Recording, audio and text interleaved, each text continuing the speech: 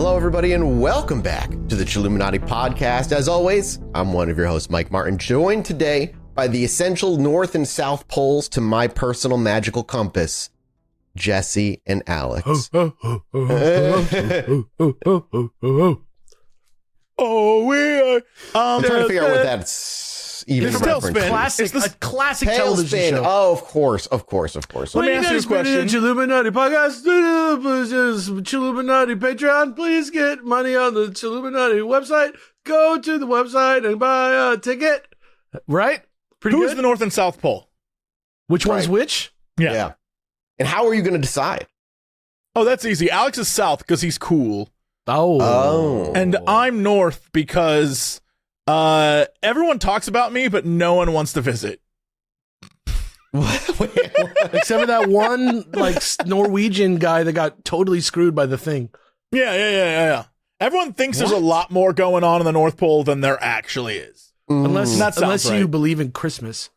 In which case, you're the North Pole because you're Santa Claus. And I'm the South ho, Pole. ho, ho. And I'm the South Pole because is there a Wario Filled to with penguins. Is there a Wario to Santa Claus? Krampus? No, guess. but they live in the same area. It should You're be asking, like, is there a reverse Santa Claus? It should be like slant. It should be like slanta. Like, like something that sucks. Yeah, but Claus is spelled C-L-A-W-S. Yeah. And he's got claws, right? Slanta. Anyway. Adam next to a big-titted rat, Fascion. On our subreddit. We love to start every episode by just clapping our hands and at our fandom and having them create a beautiful image for us. Last week, your J.O. fuel was me as a big titty rat. Shout outs to that. Actually coming into, like, I know this is the episode. I know what this episode is about. But, like, what a great example of Chaos Magick at work besides that rat appearing on the Reddit, just as we, I guess we asked directly for it, but you know what I'm saying. Sure, yeah. Yeah, no, sure. Please buy tickets to go see us in real life in Chicago in November. It's not that far away. It's almost sold out. You guys are going to miss it. It's going to sell out. I'm serious. Yeah. So, this is not for Christmas. So you got to do it early. You got to get it soon. It's already almost August. If you want to think about July that way, July is almost August. We're going to be we're bumping Halloween to a single day. Everybody who's coming to the show, Halloween's actually on November 1st for them. Yeah. It's going to be Chilluminati. Is that what we're going to do? I thought for sure we'd be like, Halloween's over. We're moving on. What are we moving to? Thanksgiving? Thanksgiving based. Or maybe we'll ride that energy, that weird between the scary and the weird.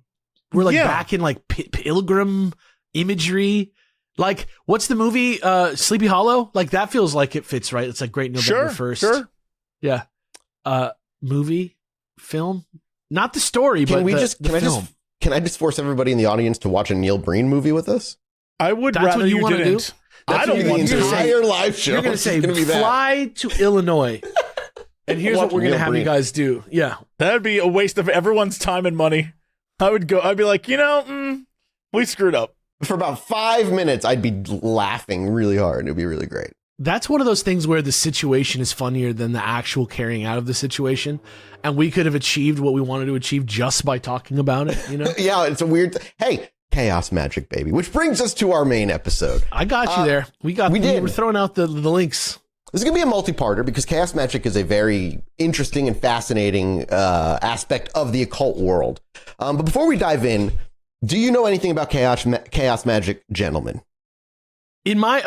This is like Marvel's Wanda Maximoff's. No, this is this what I know real about. magic or is this nonsense like we've been talking about so far? This is like the secret. Which is to me. What This is the most real magic, Jesse. Sorry, hang on. I need Jesse's clarification of what he considers real magic. Like what we've been doing so far. We've had several episodes building up to something about magic and how we've had what is magic and how does magic work and da da da da da. But in the end, it's all just like, I call it magic because I'm fun and quirky, rather than it's actually like, ta-da, I produced fire with my palm. Having the guts so real to magic call is stage magic to you. having the guts to Yeah. call anything magic is chaos magic. Like to me, you're not wrong to me, necessarily. chaos magic, my understanding of it is literally that it's the secret.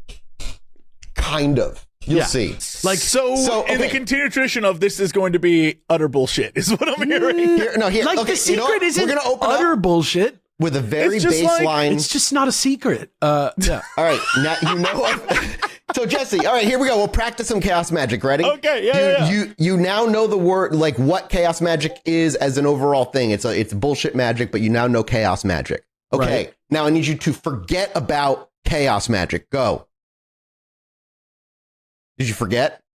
No. Oh, dude, that's All right, then super you easy failed. You for didn't me. do the chaos That's- magic right. That's What do you mean? impossible. Hold And on, you'll wait. see. What do you You'll mean? find out as we continue. So we're gonna dive in right now, and don't what you Continue what do with you what, mean me. though? We're gonna talk about chaos magic and actually talk about. Oh, what, why didn't you say so? Jesse, you are a magician at the highest level. Congratulations. Today, gentlemen, and obviously everybody listening, we are embarking on a journey we've been talking about for quite a while. And I don't use the word lightly because there's a lot of reading that is involved, and I'm not even sure I really understand everything it wants me to understand. I don't think that's the point. I to think be you honest just have with to you. decide you understand is part of it. I think you're correct. And Yeah. so for the next couple episodes, we're going to kind of be dissecting a topic that has been one of the ones that I've been most excited to cover, a subject that lives in the strange like borderlands between psychology, religion, art, and pure unadulterated what the fuckness. Because there's names in this that we're going to hear today that you both are very familiar with and also not familiar with whatsoever. Because today we're starting our series on chaos magic. Now, take every image right now in your heads you have of magic, both the stage magic bullshit, Jesse, also like that. First of all, let me just say. First of all, you mean the only stage real type of magic? We just this is a semantic sadness that these two very respectable things have been linked forever by somebody deciding they have the same word for the name. I just Stage want to magic say is amazing. It's I an just want to impressive say feat of shout talent and outs to skill. all the people that have dedicated their lives to the very not paranormal discipline of stage magic, the performance art, if you will. It's amazing. Yeah. Nobody who's doing it is really trying to convince you that it's real, right? Except for Chris Angel. Well, That's because he's a mind even freak, dude. Even he, the realness of it, Come I on. think he's like, come on. He's Yeah, like, yeah. mind freak. Come on, mind freak. But he might be. We'll see. We'll see what you feel about who's actual chaos magicians at the end of all of this. But yeah, all the images of your head of your stage magic stuff, of like fantasy book stuff, pointy hats, wands, dusty tomes written in unknowable language, rigid hierarchies of secret societies. Take all that shit, put them in a little box, and then set it on fire. It's pointless. That's not what any of this is about. Because talking about chaos magic is not just disagreeing with those traditions. It kind of takes a philosophical sledgehammer to them and smashes them up into tiny little fucking pieces, sifts through the rubble of what's valuable and shiny, grabs at what those are, and kind of like hot wires it all together to create what chaos magic is. The central load-bearing axiom of chaos magic, a phrase that you will hear again and again as we go through this, is a quote famously used by writer William S. Burroughs, who himself, from what I could find, likely pulled from this quote from historical accounts of Hassan E. Sabah and the Order of Assassins. That's Make America great again. yeah, that's it. All the way back from the Order of Assassins back in the day. And the phrase is simple. It is nothing is true and everything is permitted.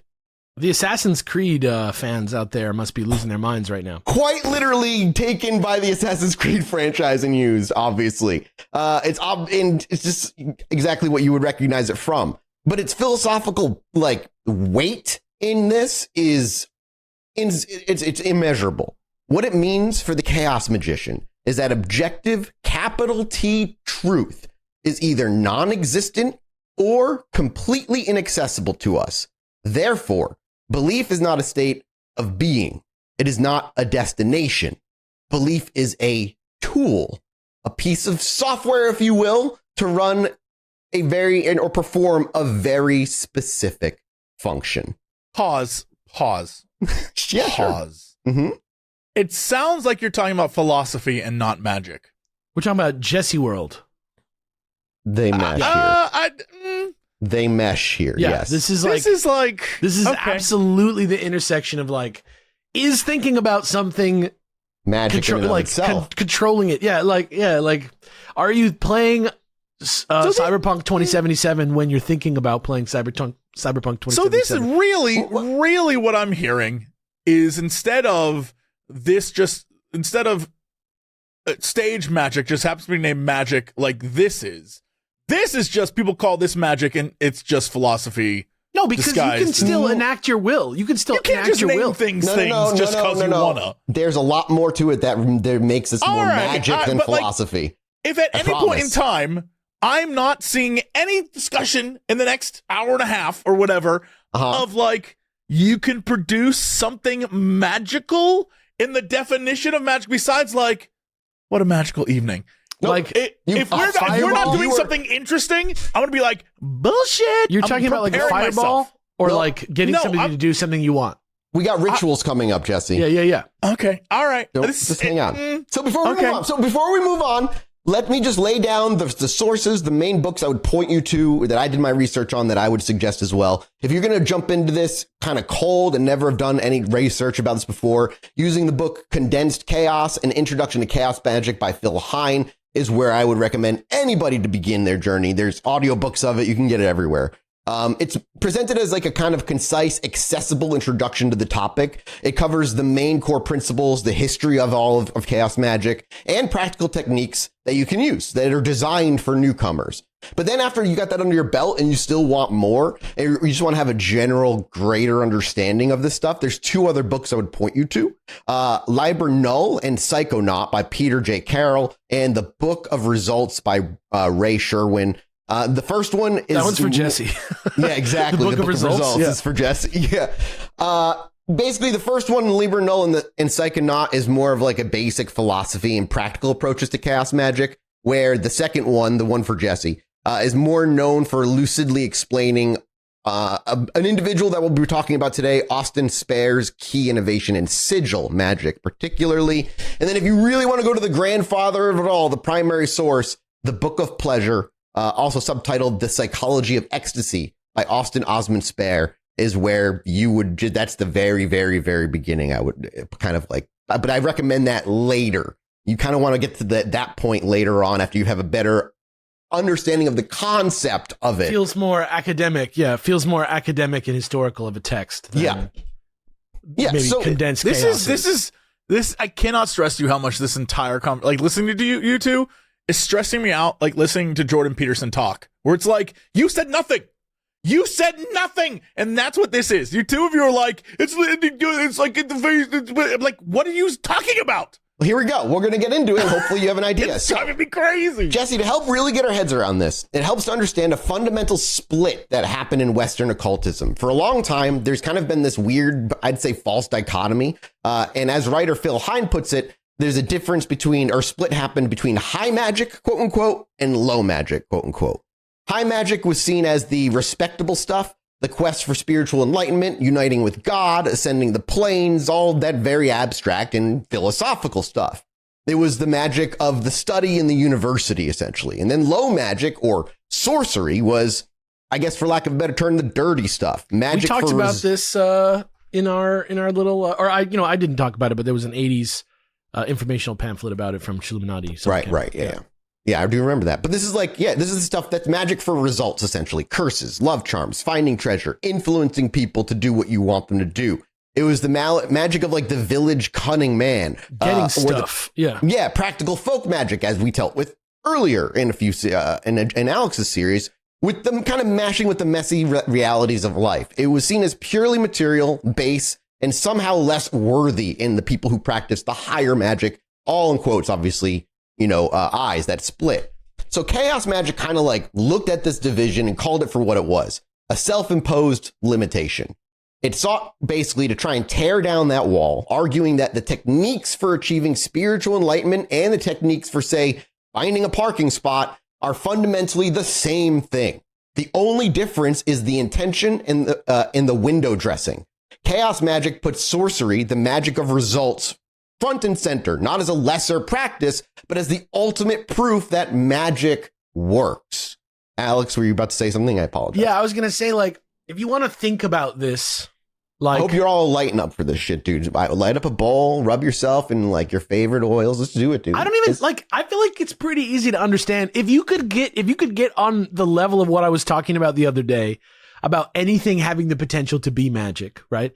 And you think about the Western, like, occult tradition of like fucking wizards and shit. Yep. Right. Of antiquity, right? Yeah, bro. And then you think about like Shakespeare, right?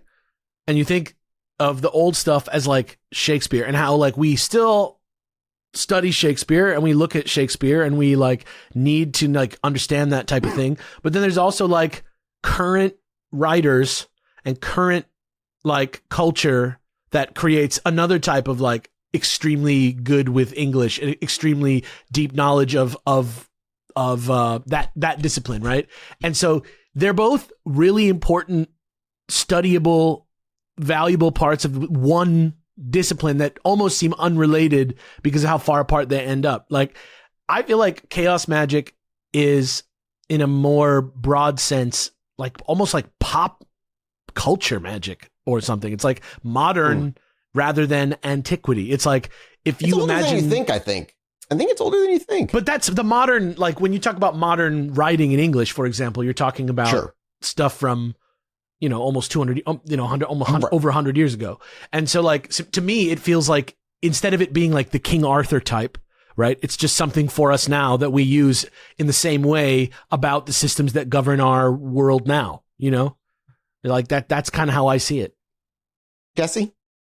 I'm going to get yelled at by strangers on Reddit for how much I want to interrupt. So I'm going to be quiet and absorb. I'm going to take it in. But it genuinely, even what Alex just said there, this all sounds like nonsense. However, I'm open to the attitudes and what you're about to tell me. Just be open to the occult and like if you can be aware that there's occultists that existed, right? You can imagine that there's different. Oh, I'm the occult. I get the occult. I would say Chaos Magic also is a foundational layer to another individual that we'll be covering, and I can't wait to cover in depth in the future. Like, if we want to go full Crowley, I'm here for that. That's the exact name that will be coming up. Crowley is a huge influence. Even with that, besides the lore of Aleister Crowley and like what's going on there, I think most of it also is just, during the time period, you got a bunch of people that got nothing to do. They're all rich, and they're like, we're practicing black magic, and we're up to no good. Oh, Chester. Oh, am I dirty? Yes, you are, Denise. If you don't crack open the book, that's a great description of what the scene of magic was at the time of Aleister Crowley. And even today, if you look at like witchy girls and stuff like that, there's like an aesthetic, right? And then there's like, in the girl group of witchy friends, there's like the one witchy friend who like actually reads the books and like does stuff, and they like go to for actual advice on how to do stuff when they really want to do a ritual. And there is, it speaks to a tradition and a structure, regardless of, how key it is to the scene and the people practicing it. I believe that there is a deep and almost like,